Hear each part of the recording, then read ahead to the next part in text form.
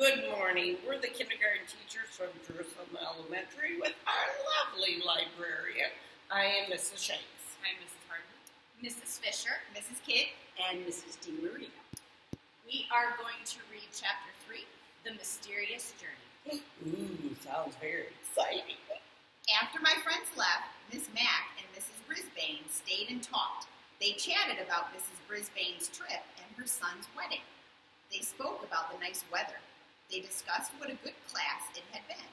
They talked about just about everything except a great adventure Og and I were going to have.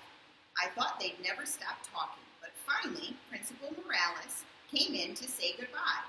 Then he helped Miss Mack carry our supply of Nutrinibbles and mighty mealworms and Og's unsqueakably yucky crickets out to her car. Yum. While they were gone, Mrs. Brisbane stopped and looked at Og, then me. It's been a pleasure having you in room 26, fellows, but I hate goodbye, she said, so I'll just say good luck. Goodbye and thanks for everything. I clung to the side of my cage as Mr. Morales and Miss Mack returned and carried Og and me out the door, down the hallway of Longfellow School and outside to the car.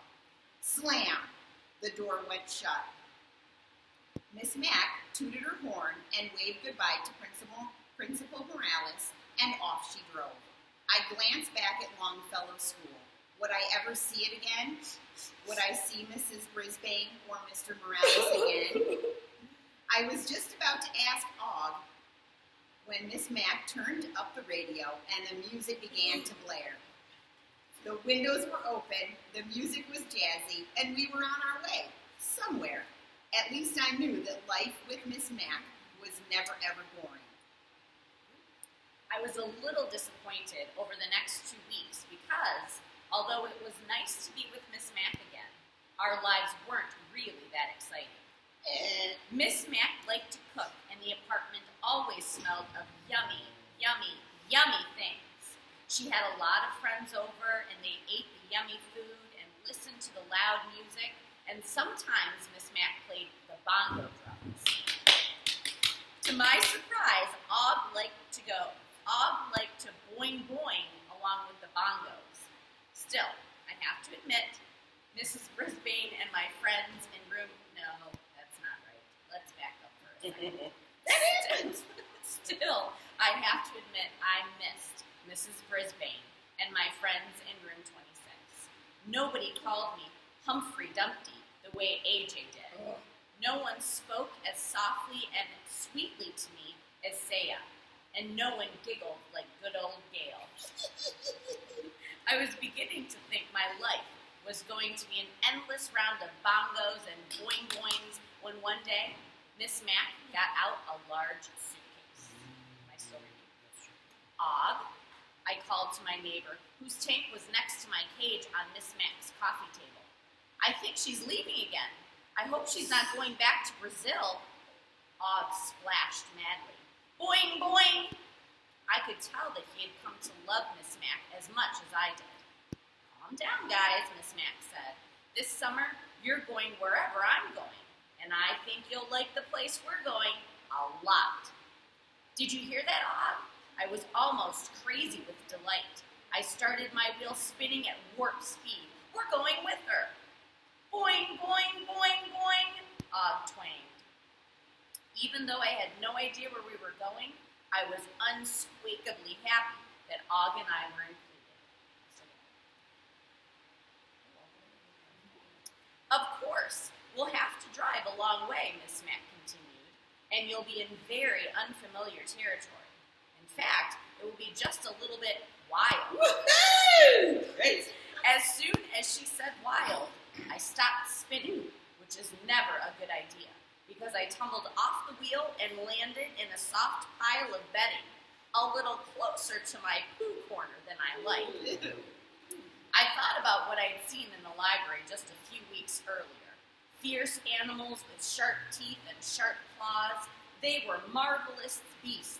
But somehow, I knew they wouldn't be friendly to small furry creatures like me, or small green furless creatures like Og. Especially especially at dinner time, if you get my drift. Miss Mac didn't seem worried, though. She was too busy washing clothes and sewing little labels into them. She packed her clothes and got more food and supplies for Og and me. We won't be near a town, she explained. I'll bet you guys will like getting out in nature as much as I will. Wait, I squeaked. Exactly what do you mean by getting out in nature? I asked. Because about the only time I'd been out in nature, in AJ's backyard, I was inside my hamster ball. And even so, something bad almost happened to me. The call of the wild must be answered, Miss Mac laughed. Then she closed her suitcase and zipped it. We leave first thing in the morning. I had to spin on my wheel for a long time that night, trying to get the thought of lions and tigers out of my head. And I tried to tell myself that Miss Mac was a wonderful human who loved me. I could trust her, couldn't I? I don't know. Oh, it's getting interesting. When Miss Mac said first thing, she meant it. The sun was barely up when Og and I were in the car, cage and tank, nestled among the boxes and bags, pillows and bongo drums. Bump, bump, bump went the little car as it chugged down the road. Thump, thump, thump went my heart and my tummy, and every bump we hit. We drove and drove and drove some more. I couldn't see out the window, so I didn't know if there were any gorillas or lions around. I believe lions can make a lot of noise, but even if they were roaring right next to my car, I couldn't have heard them because Miss Mac had loud music playing very loud.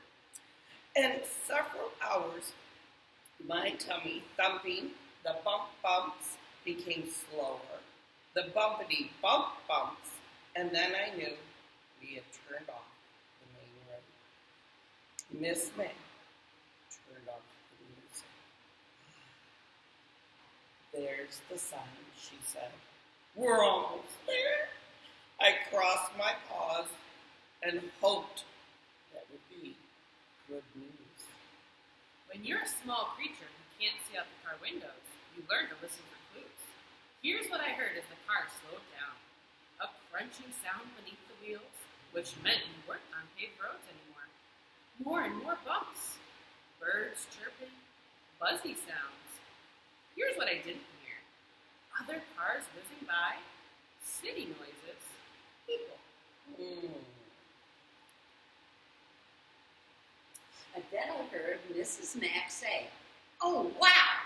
The car stopped. She opened the door and told Og and me that she'd be right back. The windows were open and a nice breeze drifted in.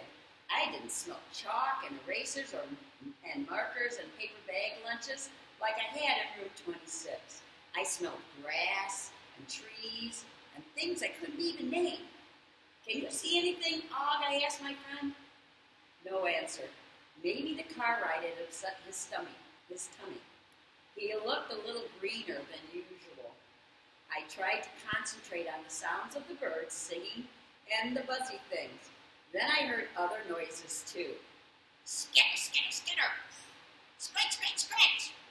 That sounded like small animals scurrying about. I wonder if there were other hamsters around. Then I heard footsteps. Not Miss Mac's footsteps, though.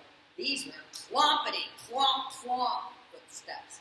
Miss Mac would never clompity, clomp. Suddenly, a man's big red face with bright red hair under a red and white basketball cap popped right in through the open door. "Well, who do we have here?" Goodness, his voice was almost as loud as Lower Your Voice AJ's. "I'm Huphrey," I squeaked back. "Who are you?" "Yoo-hoo!" Miss Mac was calling in the distance. The man's face disappeared. "Hello!" his voice boomed out again. Yes, okay. Hang on, folks. I heard in a bit.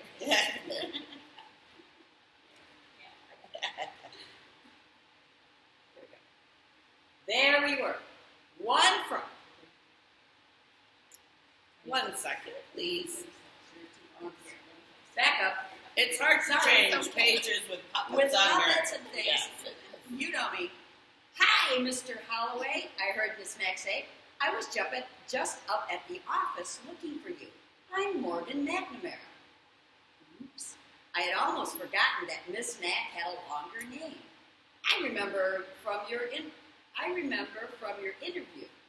Call me Hap, the man replied, and welcome to Happy Hollow. Did you hear that, Og? We're in a place called Happy Hollow, I squeaked to my friend. That's a nice name. Must be a nice place. Boy, Og replied. Then I heard Hap Holloway say, I see you brought your friends along. Yes, the hamster and the frog, as we discussed, Miss Mack answered. That's us, I told Og. Great, why don't you get unpacked and then come on up and we'll get organized. You'll be in Robin's Nest tonight, just up the hill on the right. It's all clean and aired out. Miss Mack hopped back into the car and drove up the hill. I was unspeakably excited. Were we really sleeping in a bird's nest? Would it be up a tree? Would the robins actually be there? And would a small furry hamster be welcome? Room 26 suddenly seemed far, far, far away. Note to self, no matter what you think humans have planned, they'll always surprise you, like it or not. Thank you for reading with us. Have a good summer. Bye.